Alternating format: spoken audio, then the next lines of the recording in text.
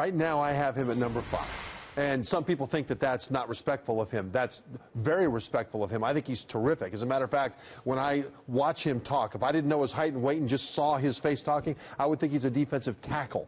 But he plays quarterback. And he's so effective. I put him at number 5, and I think he deserves a trip to New York. Okay, now before last night's game, here's the top 3 in Heismanology, calculated by ESPN Heisman voters. Jameis Winston still leads by a wide margin. However, 20% of ESPN voters are leaving Winston off their ballot entirely.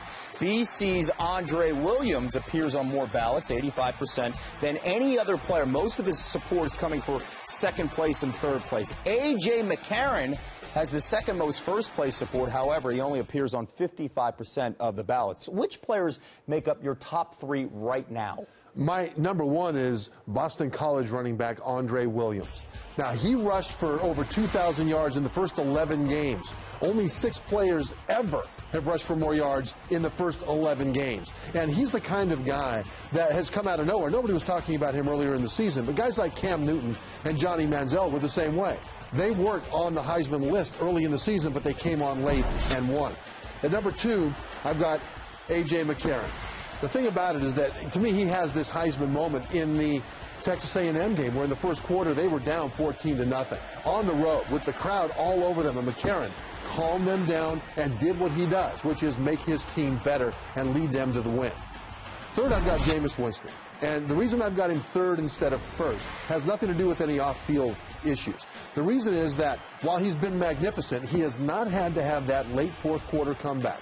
He has not had that desperate shootout that he had to win under pressure. As he went into every fourth quarter, or at least the last quarter that he played, his team was always way ahead. And so I like guys that have pulled it out under pressure at the end.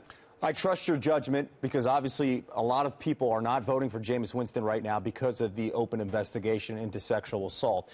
How much do you think that's going to affect him with this Heisman race? I think it will, because I think the people that vote for the Heisman see it as a very proprietary thing. They feel like they're a part of the Heisman. And it's not just on the field that the most outstanding is defined by. It's also representing college football. And there's this worry that this accusation may turn into a charge, could turn into a conviction. Now, right now, there is no charge. But the possibility that that could be there, I think, is something that they don't want to be a taint on the Heisman should it come to fruition in that way. Personally, on the suspicion, on the accusation, I would not let it affect a vote if I had a vote at all, because I think it should be on the field until there's proof that off-the-field stuff is a problem. The investigation continues into that matter in Tallahassee. Now, voting for the Heisman Trophy ends on December 9th, one day after we find out which teams will play in the national championship game. Trevor Matich with us this morning.